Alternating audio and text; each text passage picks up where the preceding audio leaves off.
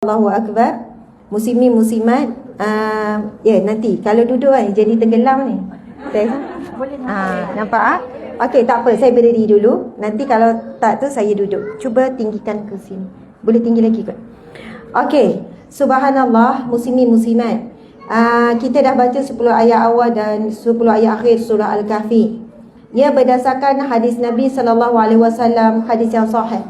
Barang siapa yang membaca, untuk 10 ayat awal, Nabi bersabda, barang siapa yang menghafal. Untuk 10 ayat awal, Nabi bersabda dengan kalimah barang siapa yang menghafal. Untuk 10 ayat yang terakhir, Nabi menyebutkan siapa yang membaca. Sebab itu kita dituntut untuk 10 ayat awal tu hafal. Usaha untuk hafal, sedaya upaya. Tak kira umur berapa, tak ada alasan.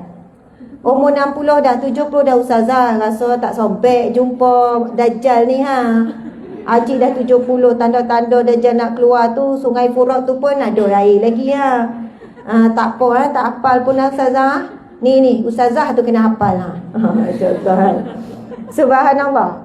Sebenarnya walaupun Nabi SAW sebut akan diselamatkan daripada fitnah Dajjal, namun fitnah-fitnah kecil Dajjal, Dajjal kecil, penipu-penipu kecil, ujian-ujian yang seumpama Dajjal, persis Dajjal tu telah ada bermula daripada zaman Nabi Muhammad sallallahu alaihi wasallam. Dan Nabi sallallahu alaihi wasallam sebut di dalam hadis yang sahih, sesungguhnya dengan kelahiranku, antara kelahiranku dengan kiamat ibarat 2 jari. Ibarat 2 jari, bukan 2 jari ibu dengan anak, tak, 2 jari yang saling bersebelahan. Maksudnya Nabi SAW memberitahu kepada kita, tanda awal dekatnya dengan kiamat adalah apabila kelahiran baginda sendiri. Nabi isytihar dengan kelahiran Nabi Muhammad SAW, kelahiran dirinya menunjukkan kiamat itu semakin dekat, umpama 2 jari yang saling bersebelahan. Subhanallah. Sebab itulah kita nampak fitnah-fitnah seumpama fitnah Dajjal yang mengaku jadi Nabi. Daripada saat Nabi ada lagi, dah ada. Antaranya Musailamatul Kazzab, diberi gelaran Musailamah si penipu. Dia mengutuskan surat kepada Nabi Muhammad SAW untuk mengisytiharkan dia sebagai salah seorang Nabi juga. Dan dia telah pun membunuh utusan Nabi bila menghantar balik, membalas balik surat tersebut, untuk dia menyeru, untuk dia insaf, untuk dia bertaubat. Sampai sudah Musailamatul Kazzab ini menyeru dan dia mempunyai penyokong yang begitu ramai juga pada saat itu percaya bahawa dia adalah Nabi akhir zaman juga. Sebab Arab Jahiliah ni dia kuat sangat dengan kelompok-kelompok, dengan kabilah-kabilah. Jadi apabila ada wakil kepada kabilahnya juga mengakui dia Nabi, kerana semangat itu mereka sanggup menafikan hakikat dalam hati mereka. Mereka percaya bahawa satu-satunya Nabi adalah Nabi Muhammad. Tapi bila ada ngaku Nabi, mereka boleh jadi tumpang bangga. Kabilah aku ada juga Nabi, bangsa aku ada juga Nabi. Dan selepas kewafatan Nabi SAW, yang mengaku jadi Nabi bukan seorang dua. Muncul daripada negara sekalian, muncul daripada kabilah sekalian, muncul daripada daerah sekalian. Memang banyak sangat yang mengakui jadi Nabi. Sampailah hari ini. Dalam bulan lepas, dalam 2 bulan lepas kita dikejutkan, padahal dah lama tapi kita baru tahu. Ada di negara barat seorang wanita Muslim dan dia mengaku Muslim dan dia pun berimej Muslim. Dia mengaku dialah satu-satunya Nabi di kalangan wanita. Dan dia juga ramai pengikut. Dan dia juga memakai pakaian teramat seksi. Dan dia menegaskan bahawa tudung semua itu adalah pakaian orang Arab saja. Dan memang ramai remaja terpengaruh. Sebab doktrin yang dibawa sangat mudah. Sangat mudah. Maksudnya boleh ikut saja arus semasa. Berpakaian walaupun macam telanjang sekalipun, tak apa. Yang penting mengikut apa ajaran dia yang sesuai pada zaman ini. Beliau menyebutkan tentang apa yang Nabi bawa sesuai untuk zaman Nabi. Tapi dia diutuskan pada zaman sekarang untuk wanita, sesuai untuk wanita pada zaman kini. Jadi itulah di antara fitnah-fitnah ujian-ujian wanita akhir zaman. Masya Allah, Allahu Akbar. Kita semua adalah wanita akhir zaman. Wanita yang berada pada puncak-puncak fitnah dunia. pada puncak ujian-ujian yang berat. Pernah satu ketika Nabi Musa alaihi salam, yang dikenali juga Nabi Musa kalamullah, Nabi Musa perkataan Allah, ataupun Nabi Musa kata-kata Allah, diberi gelaran tersebut kerana Nabi Musa antara Nabi yang Allah berikan kelebihan boleh berkata-kata dengan Allah, boleh bercakap dengan Allah, dan dia boleh mendengar kalam Allah. Allahu Akbar. Di Gunung Tursina dan pelbagai sejarah lagi. Masya Allah. Satu ketika Nabi Musa AS membaca dalam kitab Taurat. Ya Allah, di dalam kitab Taurat ini menceritakan tentang satu umat yang terbaik, yang akan dilahirkan di kalian umat manusia. Maka jadikanlah ia umatku. Macam khutbah Jumaat dah kan? Hari Jumaat kan, subhanallah. Tapi saya tengok ada yang penat tu, mungkin malam tadi tahajud 3 jam ya, 2 jam, suara kuat macam ni pun dia boleh kehilangan saya juga. Dia dah tak nampak saya dah. Kita faham ya, semua ada masing-masing beban dan ujian. Okey, angkat tangan semua. Angkat tinggi-tinggi, dua-dua. Siapa nak jadi ahli syurga, angkat dua-dua tangan. Okey, letak di atas kawan kiri dan kanan. Atas bahu, atas bahu. Okey, atas bahu. Okey, urut sikit kawan-kawan kita. Nak urut boleh. Nak urut. Nak urut boleh, nak geletek boleh, boleh buat apa-apa saja. Subhanallah. Urut betul-betul. Macam main-main pula. Macam pici-pici. Macam cubit-cubit tak acik, urut betul-betul. Okey, subhanallah. Sekarang pusing kiri dan kanan. Subhanallah. Lepas tu doakan kebaikan, semoga awak jadi ahli syurga. Okey, doa-doa orang sebelah, doa-doa orang sebelah kiri kanan. Jadi ahli syurga. Subhanallah, puan pun sama. Masya-Allah.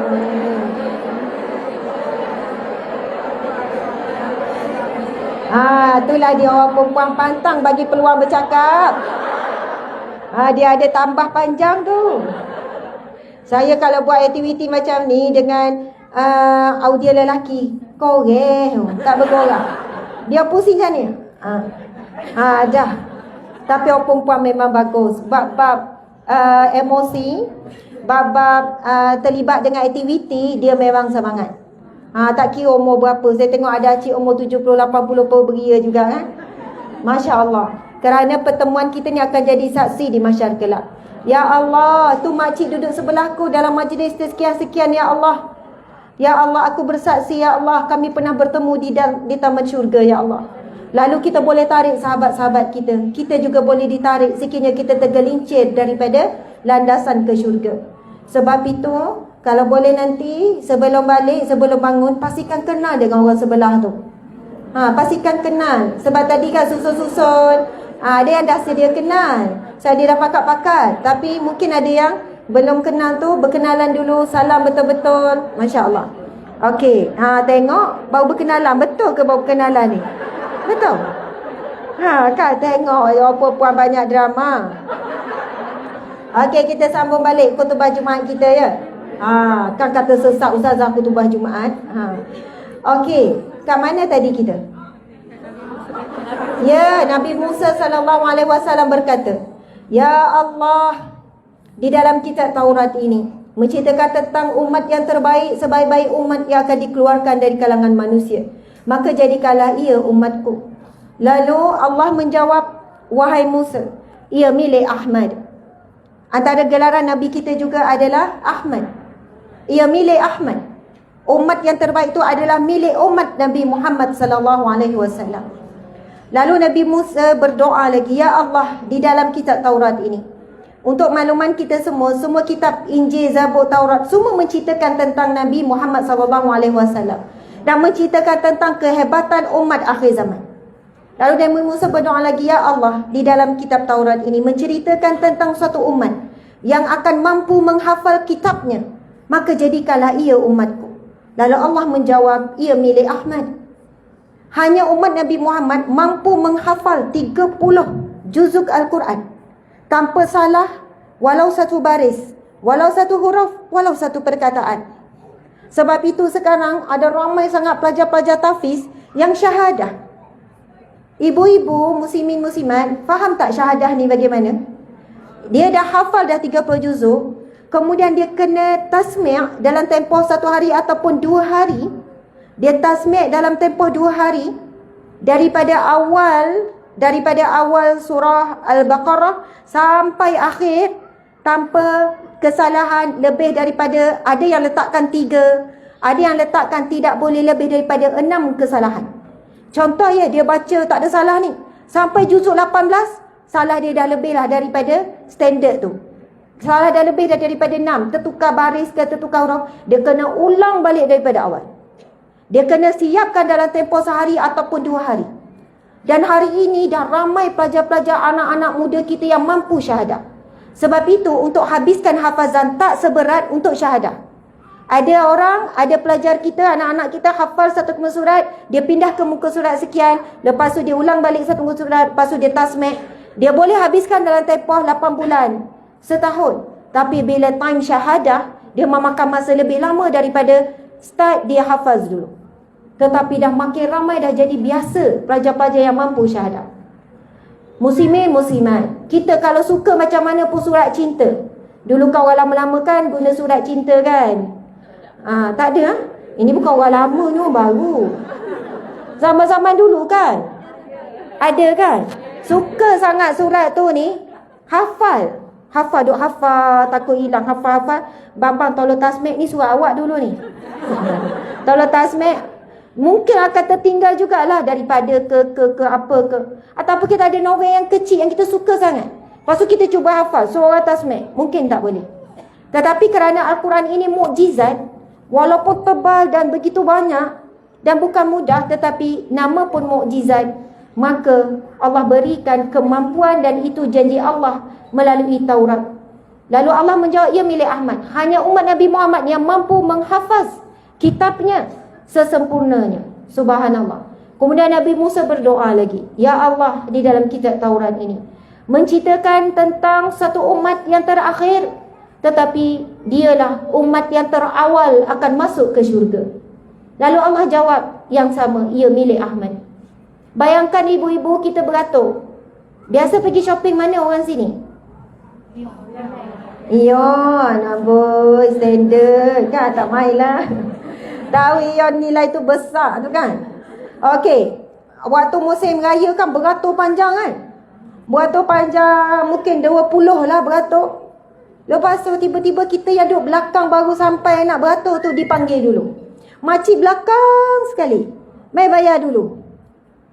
Agak-agak orang yang dah beratur ni rasa nak marah tak? Mungkin dia orang tanya, ini siapa? Ini nenek Toke Maidin kot ni. Ni Saudara Maidin ni, apa kelebihan dia? Kenapa ni dia dah beratur lama? Kita umat yang terakhir. Sebelum kita beribu tahun, beratus ribu tahun, manusia dibangkitkan di mahsyar. Tetapi mereka kena tunggu dulu umat Nabi Muhammad dihisap terlebih dahulu. Dan syurga tidak akan dibuka melainkan umat Nabi Muhammad masuk melangkah dulu. Besar sangat kelebihan kita. Allah jawab, ia milik Ahmad. Kemudian Nabi Musa berdoa lagi, ya Allah, di dalam kitab Taurat ini menceritakan satu umat yang apabila dia berniat melakukan satu kebaikan telah dicatat baginya pahala. Dan sekiranya dia melakukan digandakan 10 kali ganda. Jadikanlah ia milikku, jadikanlah ia milik umatku. Lalu Allah menjawab, ia milik Ahmad. Muslimin muslimat, kita niat je nak buat baik, Allah dah bagi pahala dah. Waktu niat tu belum buat lagi. Itu daripada hadis Nabi yang sahih yang lain. Nabi menjelaskan tentang betapa besarnya kelebihan memasang niat-niat yang baik. Memasang niat-niat yang baik, Masya Allah. Tapi jangan mempermainkan niat. Ustazah hari ni 50 niat, saya dah buat 50 niat yang baik, Alhamdulillah. Makcik buat berapa daripada semua niat tu? 1 lah. Tapi dah dapat pahala kan? Dah dapat. Allah Maha mengetahui ketika makcik pesan niat yang baik, nekat nak buat ataupun saja-saja pesan niat. Sebab kalau nekat nak buat, Allah akan permudahkan untuk buat. Kecuali ada halangan yang betul-betul saja sehingga tak boleh buat. Sebab niat ni adalah satu nekat yang kuat yang terlintas pada hati. Sebab itu kita perlu pasang niat-niat yang kuat di dalam hati. Contoh hari Jumaat, kita nekat niat hari ini nak sedekah.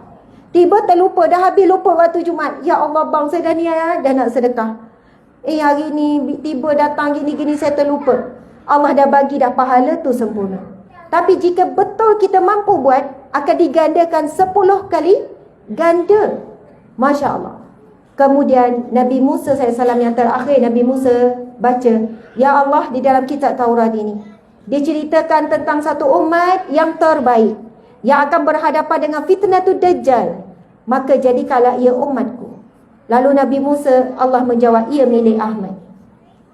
Maksudnya, muslimin muslimat, sekiranya umat yang terdahulu Allah takdirkan untuk berhadapan dengan Dajjal, umat terdahulu tidak mampu. Umat Nabi Muhammad SAW telah dilatih oleh Rasulullah, telah dikemaskan segala ajaran-ajaran, pesan-pesanan di dalam Al-Quran. Dan ujian demi ujian tanpa henti kita tengok pada hari ini. Dek, kamu duduk boleh tak? Ustazah, sian orang sebelah tu tak nampak. Macam tu ya. Betul kan? Tersekat. Masya Allah. Jadi pandai-pandai ya. Okey, subhanallah. Muslimin muslimat dimati Allah sekalian, Masya Allah. Dan kerana itulah Allah memilih kita. Walaupun kita rasa iman kita lemah kan? Kita rasa macam kita sekejap baik, sekejap tak kan? Sekejap sabar, sekejap marah, sekejap soleha, senyum, manja. Sekejap datang something wrong, tiba-tiba muncul. Ya Allah, masa tu tak ingat dah mati bila masa. Nantaklah nak jadi apa kan, merajuk sepanjang hari contohlah kan. Subhanallah, iman kita kan naik dan turun, naik dan turun. Kita rasa teruk sangat dah kita. Tetapi hakikatnya kita adalah umat yang terbaik yang Allah sebut di dalam Al-Quran. Kuntum khaira ummatin ukhrijat linnas ta'muruna bil ma'rufi wa tanhauna 'anil munkar wa tu'minuna billah. Kalian adalah umat yang terbaik, yang dikeluarkan dari kalangan sekalian manusia, yang akan menyuruh kepada kebaikan, yang akan mencegah kemungkaran, dan yang akan beriman yakin kepada Allah Subhanahu wa taala. Muslimat-muslimat sekalian, Masya Allah, Allahu Akbar. Setiap hadis Nabi telah dibenarkan pada hari ini. Jadi siapa yang selalu baca firman Allah, hadis Nabi, kita semakin bertambah yakin dengan Rasulullah. Sebab apa yang Nabi sebut 1444 tahun yang lepas terbukti pada hari ini. Contohnya, kita buka buku ni yang kita edarkan ni, Dosa-dosa akhir zaman. Kita akan sama-sama membacakan hadis ni. Okey, subhanallah, wanita dambaan neraka, nauzubillah min zalik. Okey, tapi kena buka tajuk tu walaupun gerun. Okey, semua dapat tak buku ni? Ada ramai lagi yang tak dapat. Tim, tolong bergerak. Tim yang berada di luar sana, dia orang dengar tak sebenarnya? Okey, Zaza nampak kamu tengok phone. Tak tengok phone tu, you tengok live saya tu. Okey, ke dah habis dah buku ni? Dah habis ke dekat luar sana? Kalau dah habis, buat signal pada Ustazah dah habis. Dah habis ya?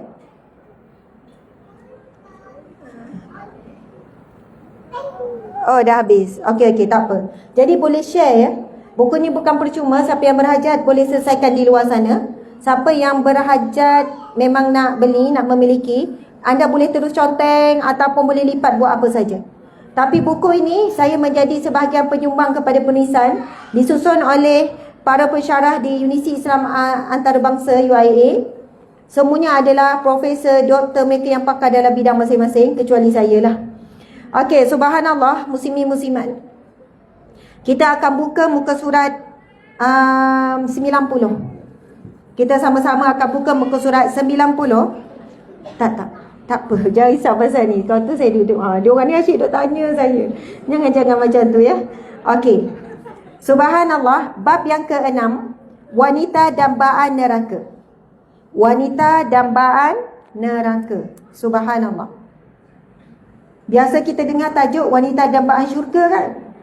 Tiba-tiba wanita dambaan neraka, suram je rasa hati tu kan. Nauzubillah min zalik. Okey, cuba kita tengok pendahuluan. Nikmat dunia tidak akan sempurna tanpa harta, takhta dan wanita. Semakin singkat usia dunia, semakin pantas iblis berusaha menjadikan wanita sebagai senjata buat menggugah sekalian manusia. Ini dibenarkan oleh hadis Nabi SAW. Tidak ada fitnah yang lebih berat yang aku tinggalkan Yang aku bimbangi, Nabi kata, tidak ada fitnah yang lebih aku bimbangi terhadap kamu, wahai para lelaki, melainkan fitnah wanita. Harta, kuasa, takhta, pengaruh tidak akan boleh menyamai dengan fitnah wanita. Fitnah wanita sangat dahsyat. Sekarang kita kena perhatikan pada diri anak-anak, wanita-wanita yang ada sekeliling kita. Adakah kita menjadi penyumbang kepada fitnah akhir zaman? Dan memang syaitan akan menggunakan wanita untuk merosakkan umat akhir zaman. Bila rosak seorang ibu, maka rosaklah anak-anak. Bila rosak seorang isteri, suami akan turut rosak. Bila sebuah keluarga rosak, maka akan rosaklah sebuah peradaban. Akan rosak sebuah negeri, sebuah negara dan sebagainya. Sebab apa? Betul tak muslimat? Kita ni ada kuasa yang besar dalam rumah tangga. Cuaca rumah tangga sangat berkait rapat dengan cuaca seorang wanita dalam rumah tu. Contoh, kalau kita muram, kita ribut, kita petir ke satu hari, satu rumah muram. Betul tak? Satu rumah macam takut-takut. Satu rumah macam suram lah. Macam mendung. Kalau si ibu tu mendung. Walaupun abah atau ayahnya ceria, dia tetap bagi efek. Tapi kalau ayah buat dia, mak tu ceria, okey, nak makan apa hari ni? Okey, selamat pagi semua. Kan? Masya Allah ceria. Satu rumah akan terasa kesan cahaya ceria tu. Subhanallah, betapa besarnya peranan ibu tu mewujudkan ataupun menentukan cuaca dalam rumah tangga, emosi dalam rumah tangga. Sangat mempengaruhi. Saya nak tanya pada wanita yang ada depan saya ni. Kat rumah anda pegang jawatan apa? Pengurus, betul, manager. Okey, siapa di sini dekat rumah dia pegang jawatan Menteri Kewangan? Okey. Siapa yang Menteri Alam Sekitar? Oh, dia juga. Okey, Menteri Perhubungan.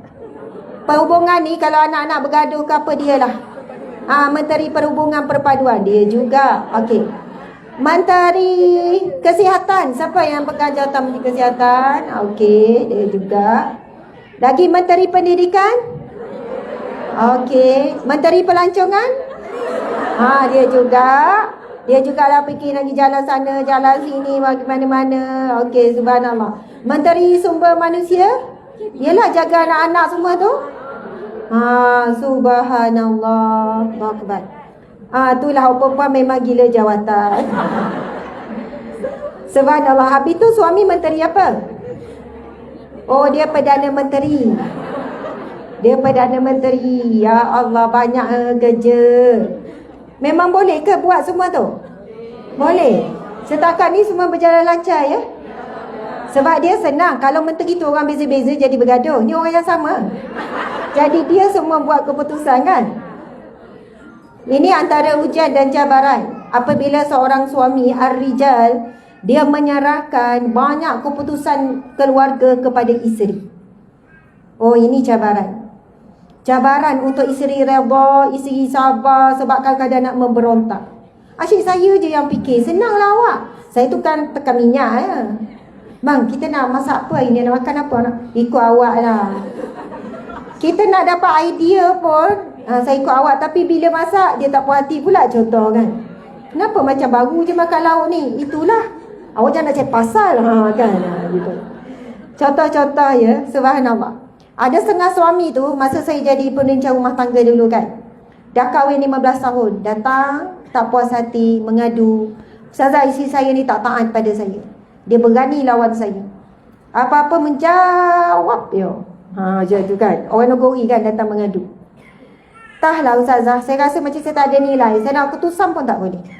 Saya pun tanya, isteri ada sebelah ni kan. Suami isteri nak jawab ni, isteri dah bersedia dengan pelbagai peluru kan. Puan sabar, puan sabar. Saya tanya suami.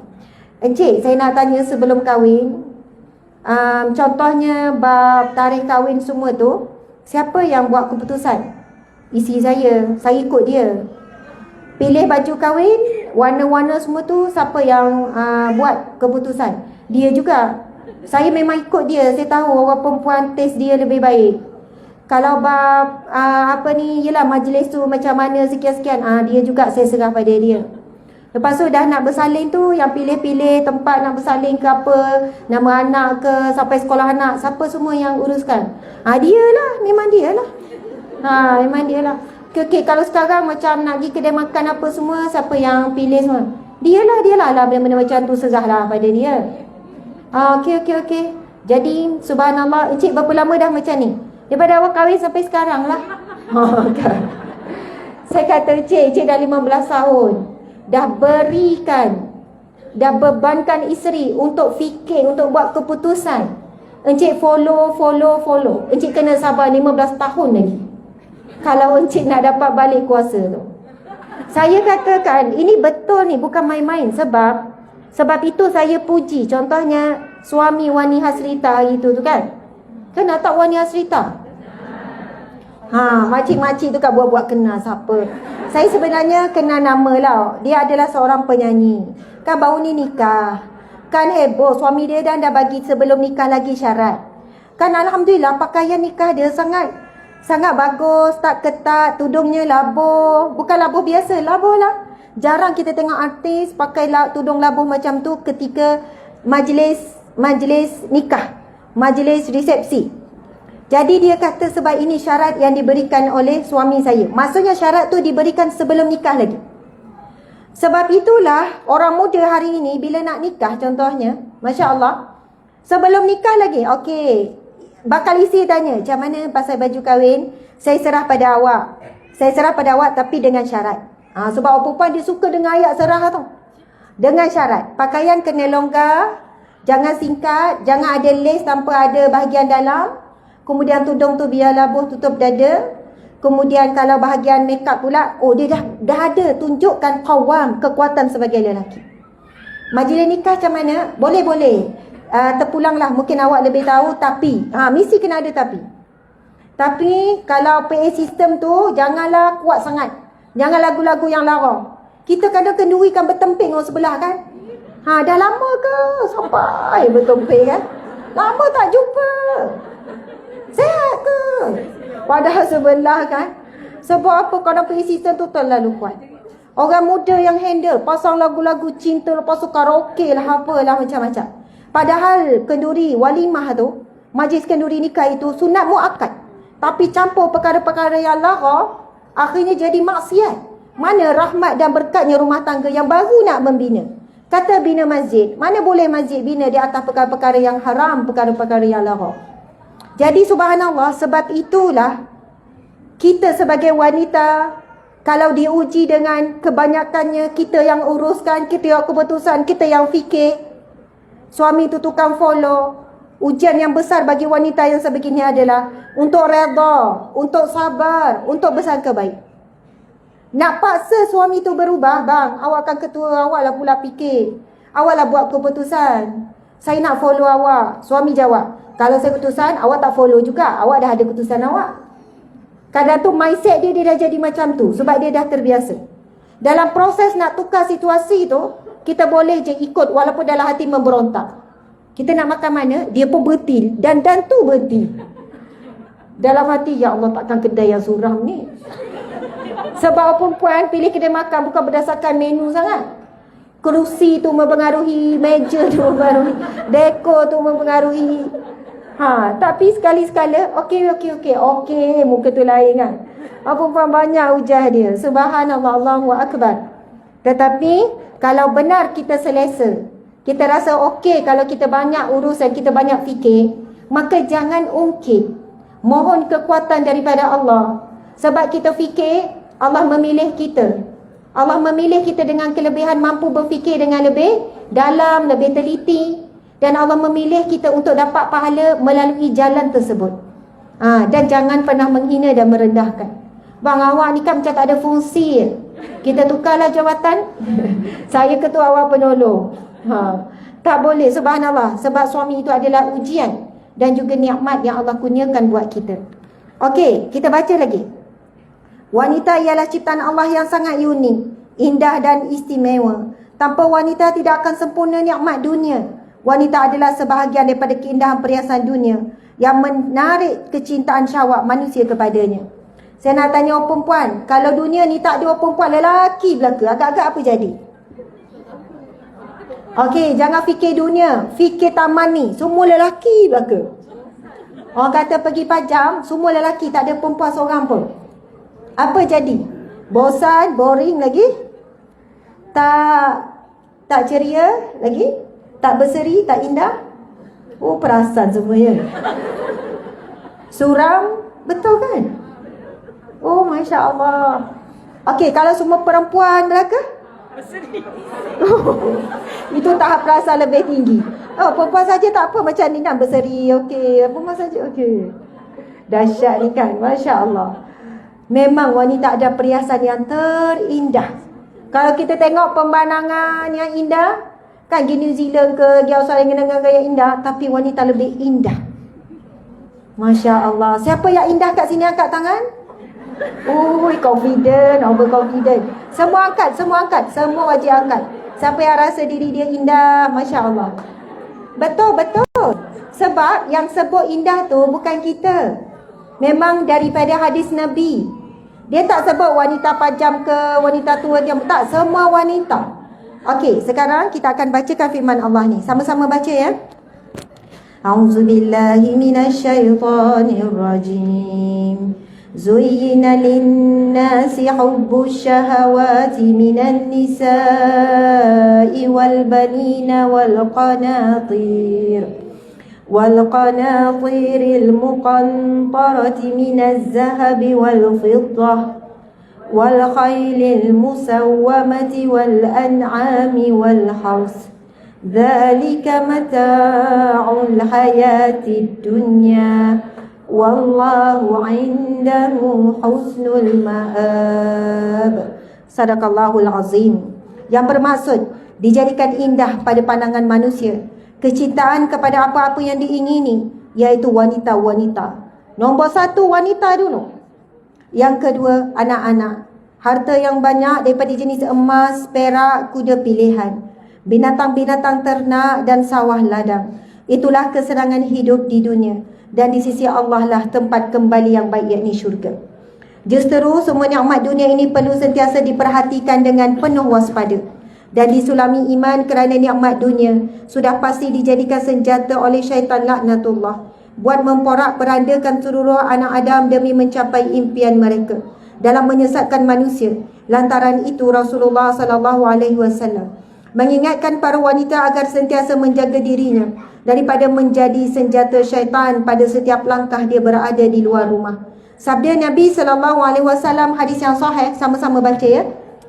Okey, saya baca, lepas tu muslimat ikut. Boleh ke pihak surau kita berhenti jam 12? Oh, semua ni pihak surau. Ijma' ulama' wanita kata boleh. Jadi pihak surau boleh bagi ke? Ini surau Jumaat ya? Tapi sempat kan kalau habis pukul doa, okey, imam dah angkat. Berani dia nak lawan kuasa wanita kan. Okey, sempat tu kalau pukul 12 dia orang sempat nak bersiap. Okey. Bismillahirrahmanirrahim. Okey, semangat ya, kuat-kuat.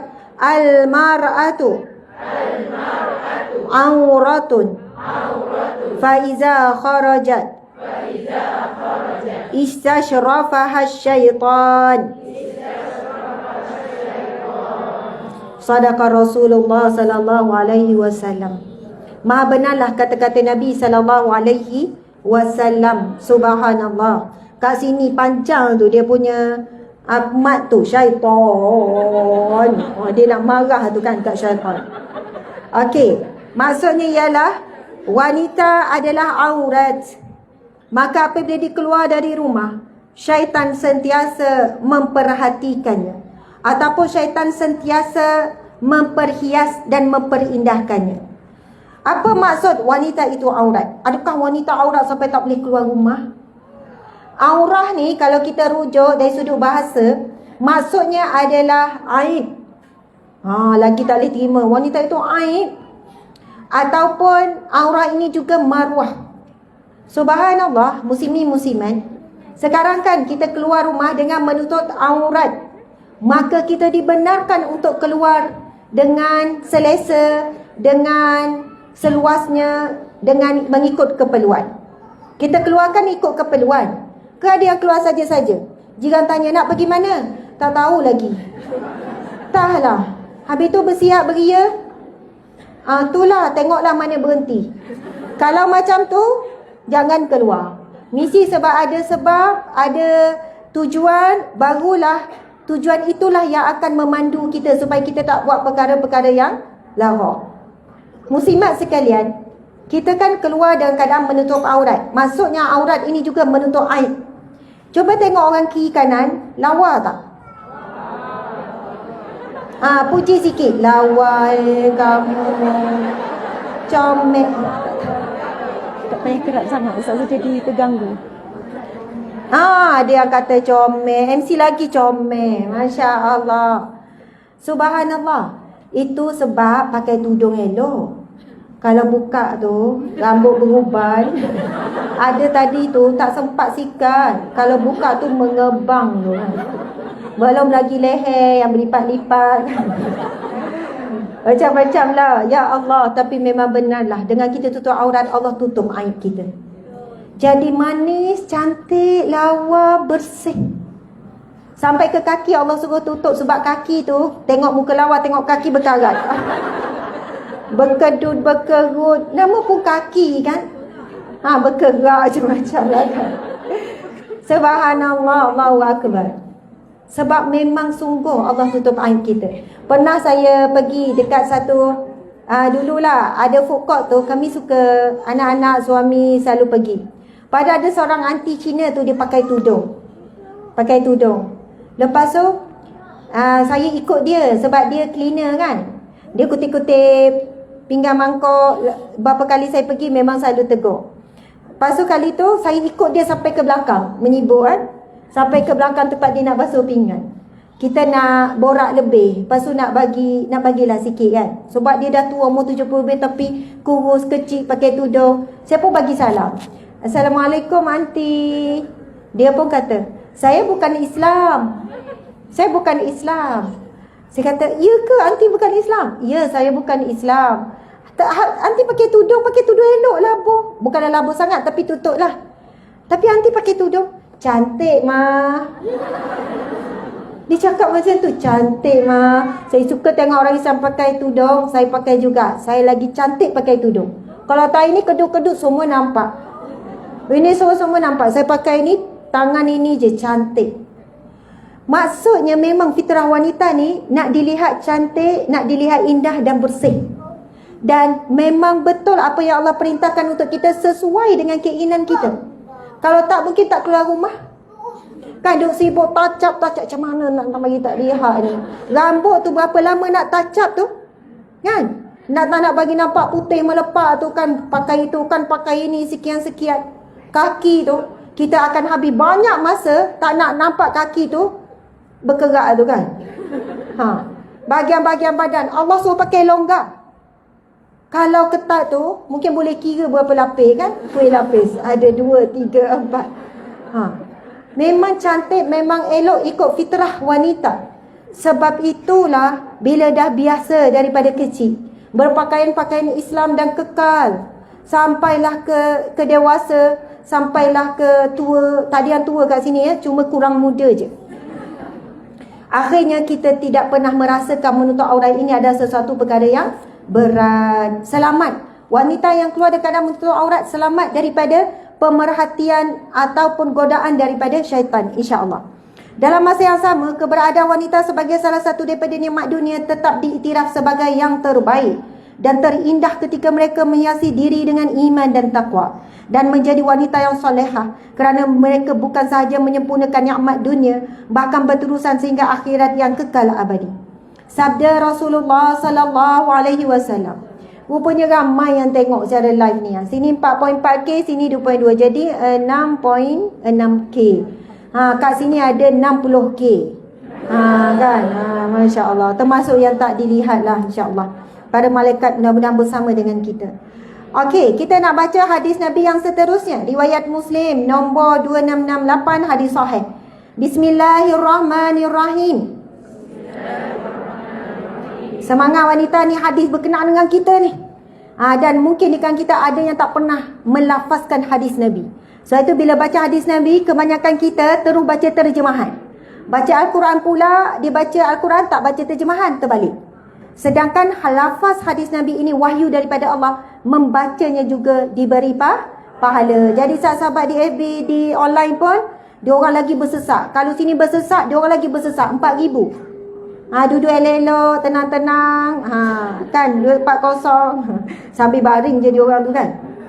Okey, kita nak baca. Ad-dunya mata'un.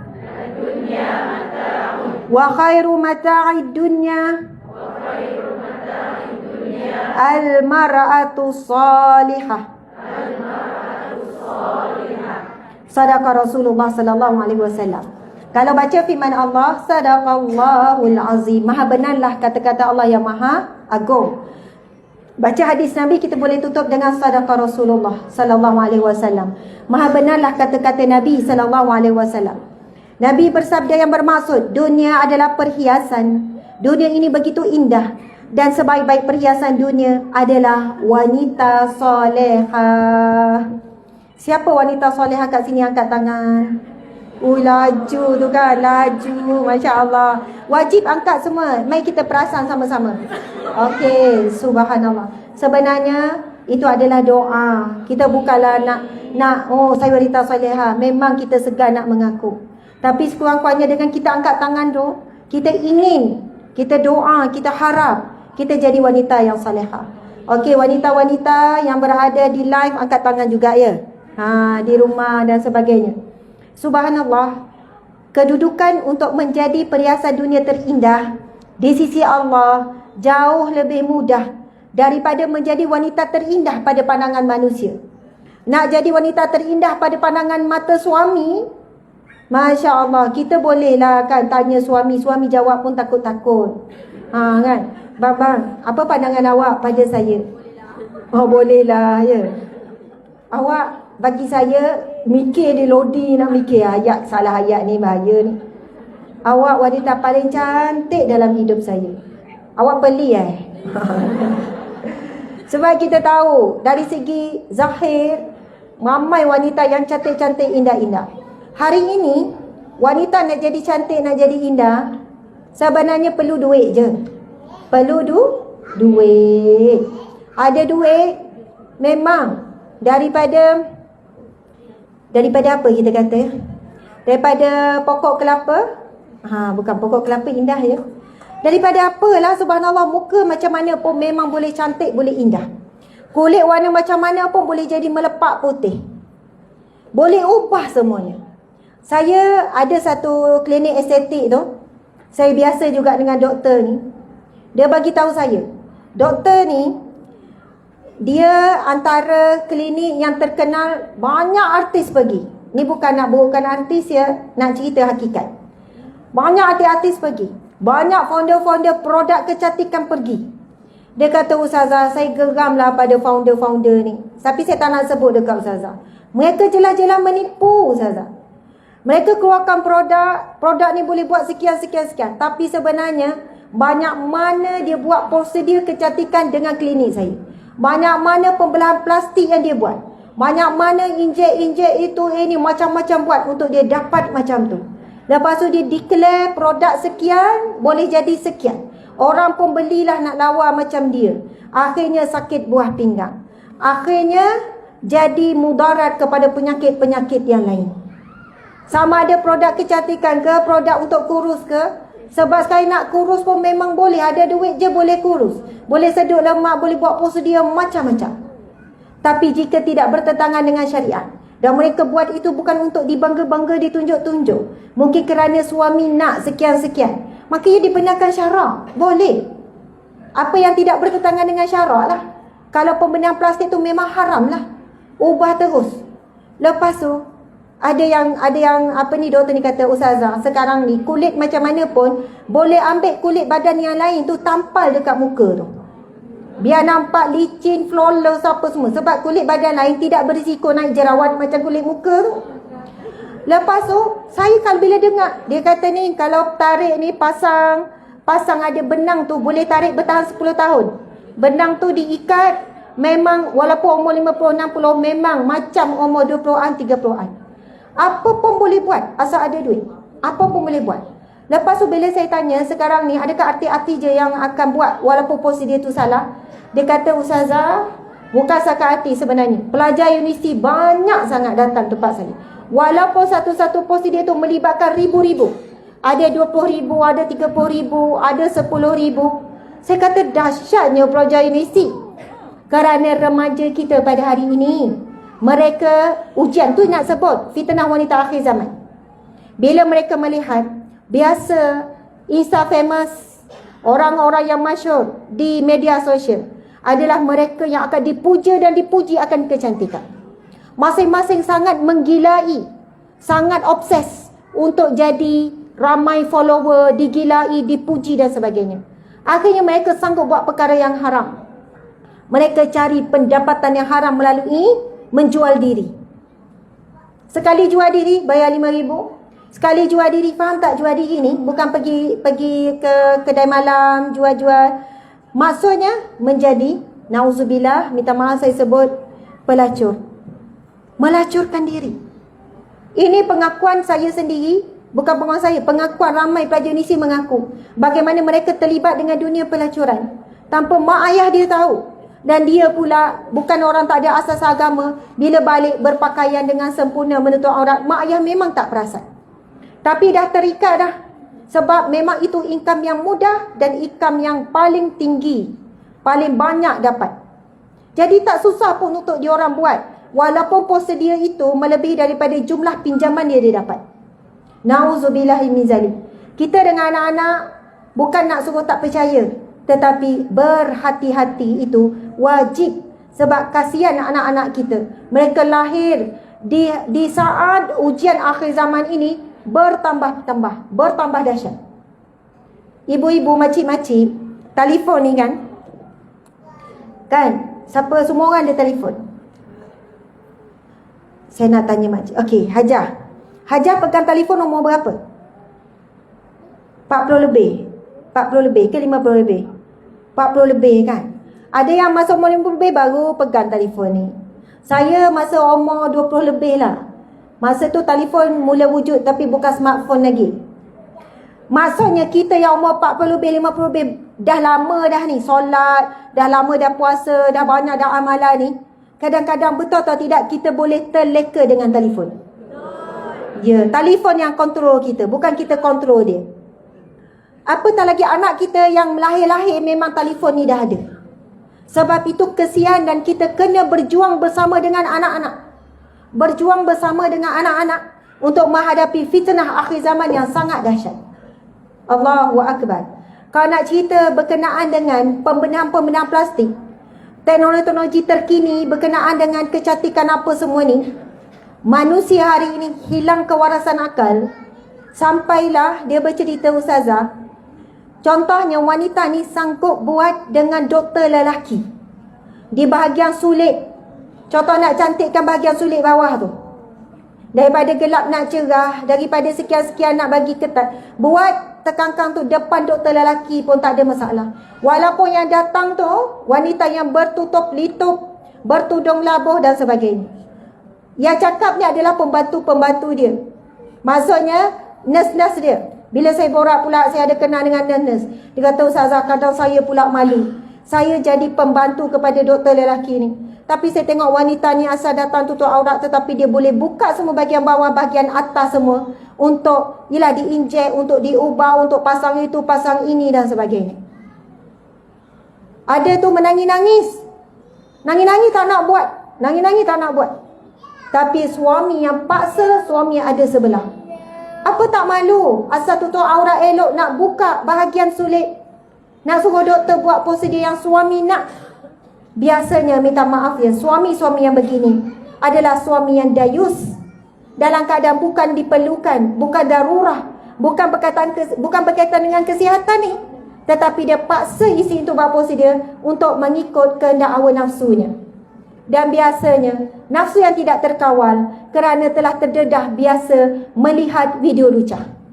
Bila tengok video lucah, aset-aset yang ada pada pelakon-pelakon video lucah tu sangat dahsyat.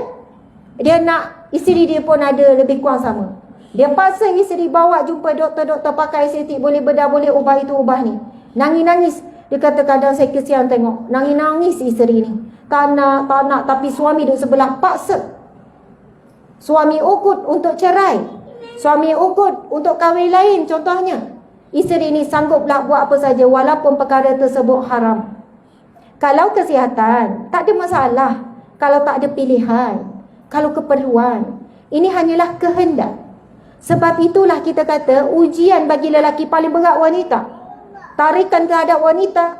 Dan bila dia nak sesuatu itu, dia nak ubah isterinya seperti mana imajinasi dia. Sebenarnya dia tengok aduan para wanita sekarang terhadap masalah suami yang terlibat dengan pornografi terlalu banyak. Saya jadi dah tak terkejut dah. Ustazah, suami saya ketagih Ustazah. Suami saya suruh buat asi sekian-sekian Ustazah. Suami saya minta buat sesuatu yang haram Ustazah. Kalau tak dia nak ceraikan saya Ustazah. Kalau tak dia ukut macam-macam sekian-sekian. Saya terpaksa. Allahu Akbar, tuan-puan sekalian. Ujian fitnah akhir zaman sangat berat kerana wanita adalah tarikan utama bagi nafsu, hawa nafsu sebelum harta dan sebagainya. Okey, subhanallah, seterusnya. Kita akan sambung lagi muslimin-muslimat tentang wanita dambaan neraka ni. Okey. Sekarang kita akan baca satu hadis Nabi SAW. Hadis sahih riwayat Muslim, muka surat 93. Okey, muka surat 93. Kita baca sama-sama hadis ni ya. Bismillahirrahmanirrahim. Sinfani min ahlin nari lam arahuma qaumun ma'ahum siyatun ka'aznabil baqar yadribuna biha an-nasa wa nisa'un kasiyatun 'ariyatun mumilatun ma'ilatun ru'usuhunna ka'asnimatil bukht al-ma'ilah la yadkhulnal jannah wa la yajidna rihaha wa inna rihaha la yujadu min masirati kadha wa kadha. Hadis sahih riwayat Muslim.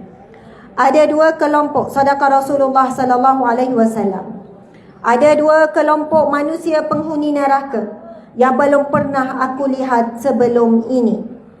Muslimin muslimat yang Nabi gambarkan tidak pernah lagi dilihat oleh Nabi. Maksudnya pada zaman Arab Jahiliyah, dahsyat macam mana pun, jahil macam mana pun zaman tu, tak ada lagi suasana ataupun kedahsyatan tu macam ni, macam hari ni. Walaupun zaman tu ada Arab Jahiliyah, terpisah lama, tak ada Nabi, tapi wanita zaman tersebut tidak seteruk wanita akhir zaman ni. Nabi kata tidak pernah aku lihat sebelum ini.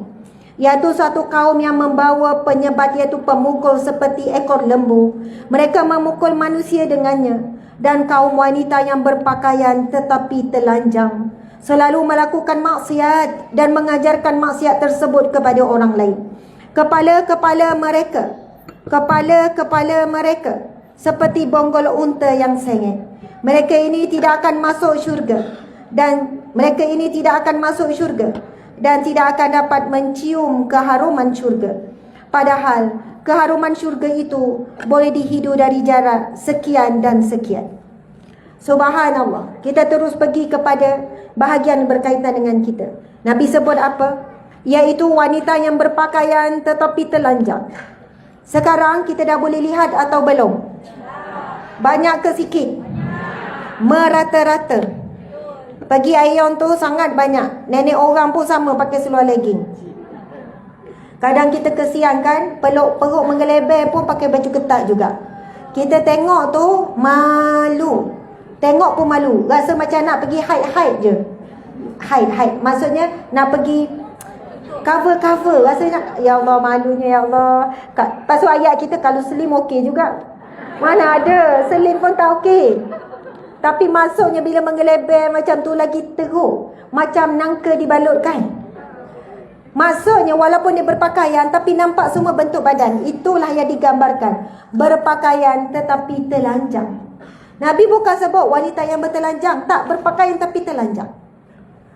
Dahsyat. Kita dikejutkan dengan banyaklah di media sosial. Artis-artis kita makin melampau-lampau sekarang. Ustazah ni asyik sebut artis je. Ustazah ni ada masalah dengan artis ke? Saya, kalau saya sebut orang kampung saya, mana ada orang kenal? Orang kampung saya, ui dahsyat. Siapa orang kampung Ustazah? Tapi artis ni, mereka yang ada ramai follower, ada pengaruh. Dan bila mereka buat sesuatu, ramai yang tengok. Kalau orang kampung kita buat video ngarut, berapa orang je tengok? Maksudnya kesan keburukan tu tidak seberat artis-artis yang ada follower yang juta-jutaan. Tuan-puan sekalian, kalau follower ni fanatik, artis dia pakai tudung, dia pakai. Artis dia buka tudung, dia buka. Itu yang berlaku. Sebab itu ramai remaja Islam kita fanatik sangat dengan artis Korea. Bila artis Korea lelaki dia orang dapat jumpa, dia orang biar jadi dia orang tu dipegang, dicium, disalam, digosok-gosok, dipegang kepala. Sebab fanatik, hilang kewarasan akal. Masya Allah, Allahu Akbar. Kita tengok apa yang Nabi sebut. Dan kaum wanita yang berpakaian tetapi telanjang selalu melakukan kemaksiatan dan mengajarkan maksiat tersebut kepada orang lain. Subhanallah. Dia buat maksiat dan dia ajar pula wanita lain buat maksiat. Dia tak cakap direct. Dia takkan kata, okey, cara buat maksiat begini ya. Dia tak cakap direct. Okey, harap ramai yang boleh ikut ya, pakaian ketat saya tak. Dia hanya tunjuk-tunjuk je. Tetapi benda itu telah menjadi pengaruh dalam minda anak muda, akhirnya ikut. Dulu kalau kita tengok orang pakaian ketat, kita macam ni tengok 2-3 kali, biar betul ya Allah ketatnya. Sekarang tengok tu dah tak ada apa. Sebab normalisasi. Dah jadi biasa sangat. Sampailah orang-orang yang berpakaian tetapi telanjang, mereka rasa mereka dah diterima. Mereka rasa mereka boleh je jadi buat biasa. Sebab kalau dulu dia keluar pakai gitu, ramai yang tengok, dia rasa tak selesa. Tapi bila dah biasa, orang pun dah tak heran, semakin ramai dan semakin menjadi-jadi. Okey, kita dah dekat pukul 12. Kita nak pergi kepada beberapa amalan. Apakah yang boleh menjadi benteng kepada umat ataupun wanita akhir zaman? Okey, subhanallah, Allahu Akbar, Allahumma salli wa sallim. Okey, rupanya ada ni ya, perangkaan tentang pembedahan plastik. Oh, pasal pembedahan plastik rupanya ada ni maklumat ni. Jumlah wanita menyertai lelaki dan sebagainya.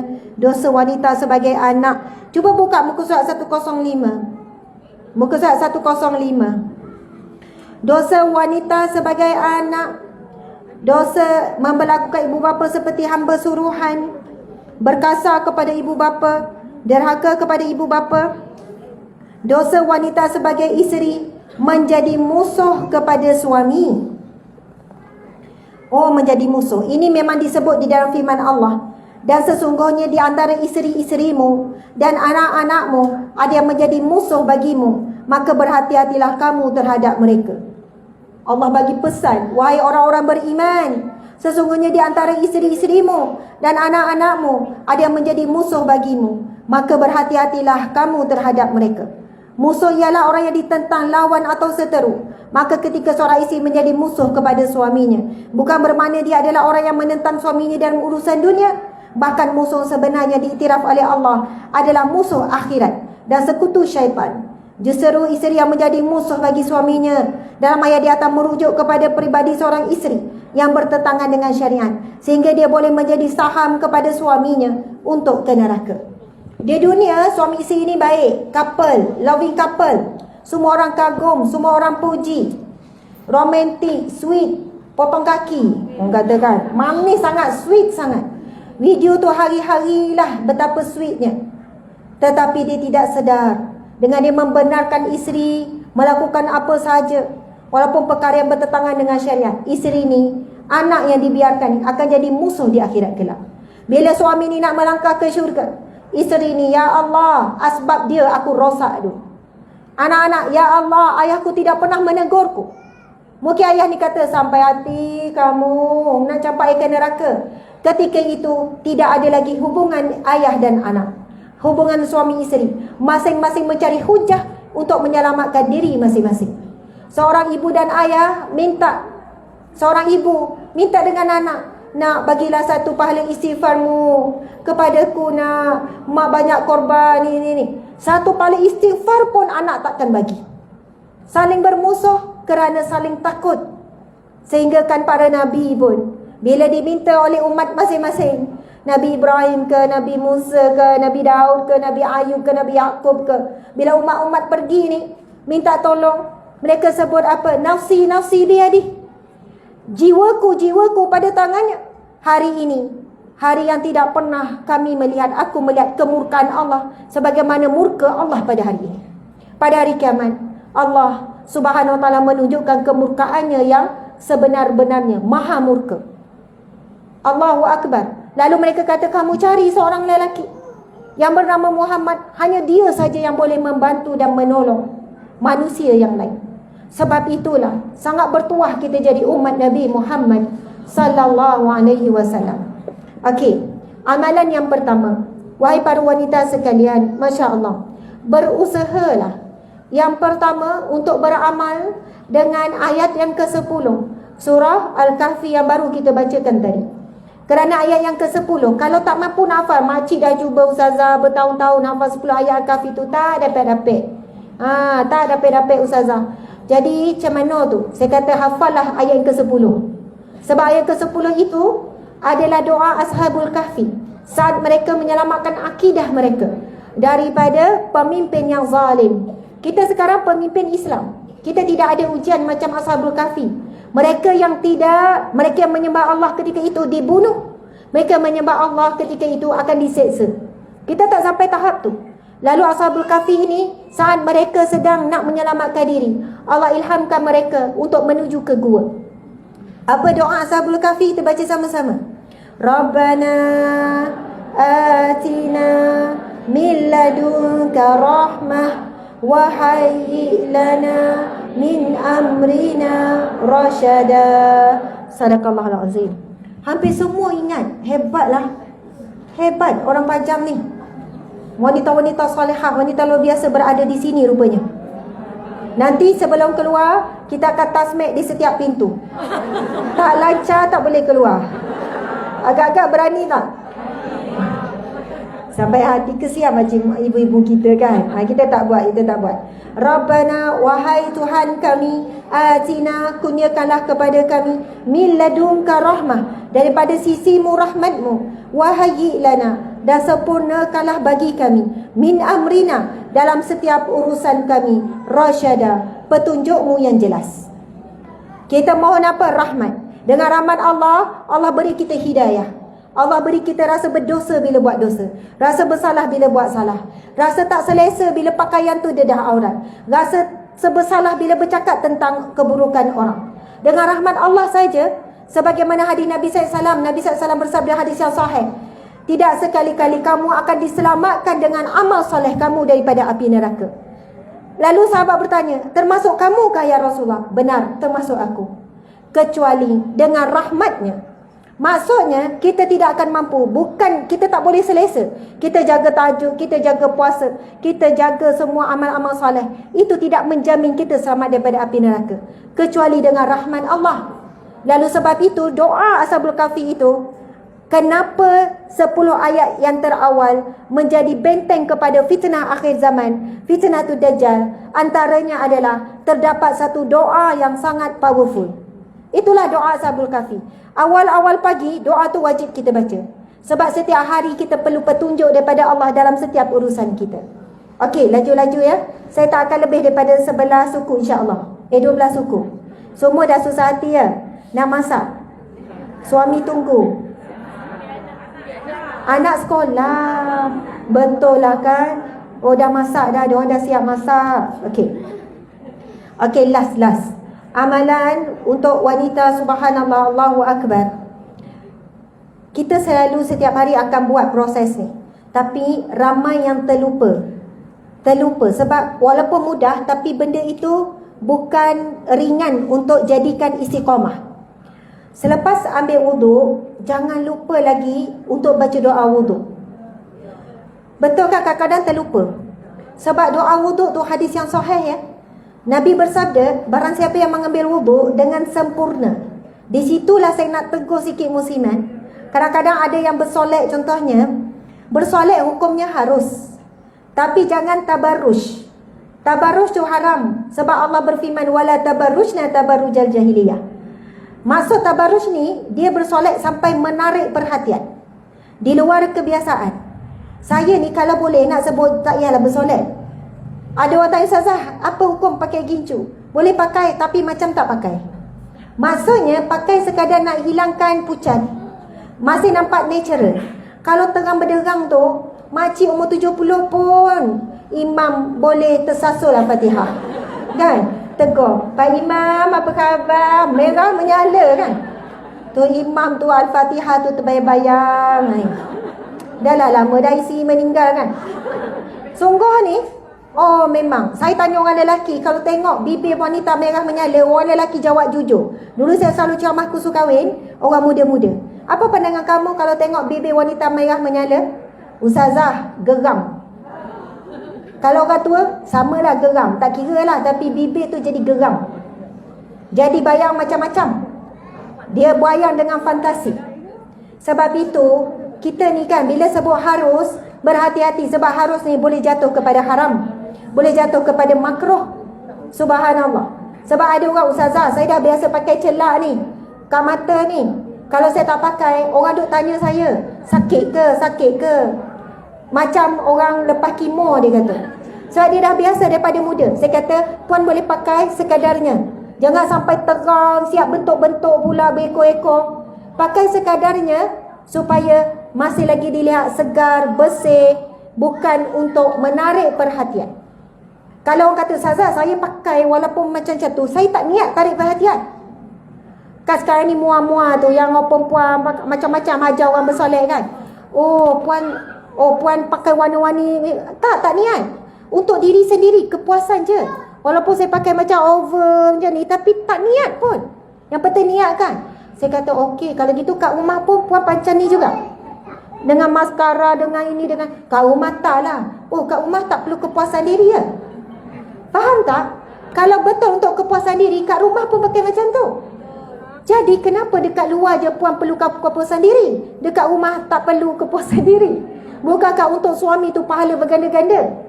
Jadi akhirnya dia pun keluh. Memang dia tak boleh menipu diri sendiri. Tujuan begitu, pakai begitu adalah untuk menarik perhatian.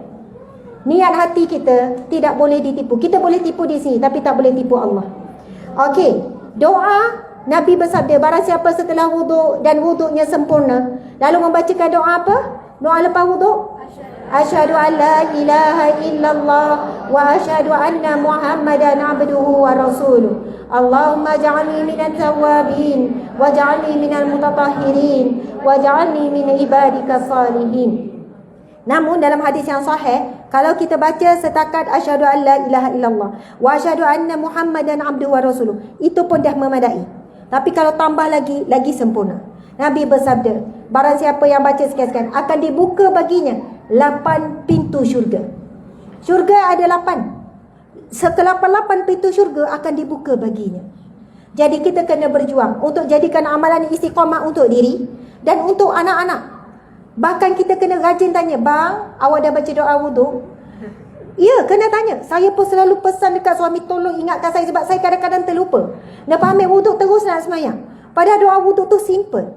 Nak katanya walaupun nampak mudah, tetapi nak istiqamah payah. Bila kita doa, Allahumma ja'alni minat tawabin, ya Allah, golongkanlah aku di kalangan orang yang bertaubat. Wa ja'alni minal mutatahhirin, golongkanlah aku di kalangan orang yang menyucikan diri. Wa ja'alni min ibadika salihin, dan jadikanlah aku orang yang hamba-hambamu yang saleh. Sebab itu tak mustahil 8 pintu syurga akan dibuka. Sebab kita doa selepas ambil wuduk. Wuduk, hadis Nabi yang sahih, akan gugur dosa-dosa daripada setiap anggota wuduk yang diwudukkan. Nabi kata akan gugur dosa sehingga daripada jelah jari jemari sehingga titisan air terakhir. Dan keadaan suci, kita angkat doa dengan doa yang sangat sempurna. InsyaAllah barakah tersebut, walaupun masa dia amalkan, dia belum tutup aurat, dia belum lagi tinggalkan maksiat, tapi barakah doa itu istiqamah, akhirnya dia benar-benar jadi hamba Allah yang saleh, lalu 8 pintu syurga akan dibuka baginya. Wallahu a'lam. Terima kasih banyak-banyak wahai para muslimat, bakal bidadari syurga Allah Subhanahu wa taala.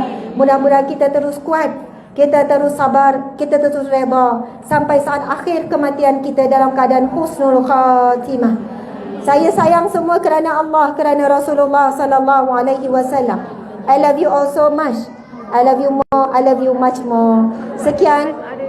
Wabillahi taufiq wal hidayah. Assalamualaikum warahmatullahi wabarakatuh. Okey. Ini ada permintaan daripada seorang ibu yang doakan untuk anak dia. Okey, subhanallah, Allahu akbar. Ada seorang ibu, ada dia minta Fatimah Az-Zahra Muhammad Taufik, nama anak, supaya dipermudahkan untuk belajar ke Turki pada 9 hari bulan ni. Ya Allah, Ya Rahman, Ya Rahim, Ya Allah, buat anak dia Fatimah Az-Zahra Muhammad Taufik, Ya Allah, permudahkanlah Ya Allah segala urusannya untuk menimba ilmu, untuk mujahadah, untuk berjihad di medan ilmu. Jadikanlah anak ini Ya Allah pejuang agamamu Ya Allah, para alim ulama faqih, dan doa ini juga Ya Allah untuk sekalian anak-anak kami Ya Allah. Amin Ya Rabbal Alamin. Okey, muslimat, sila jemput untuk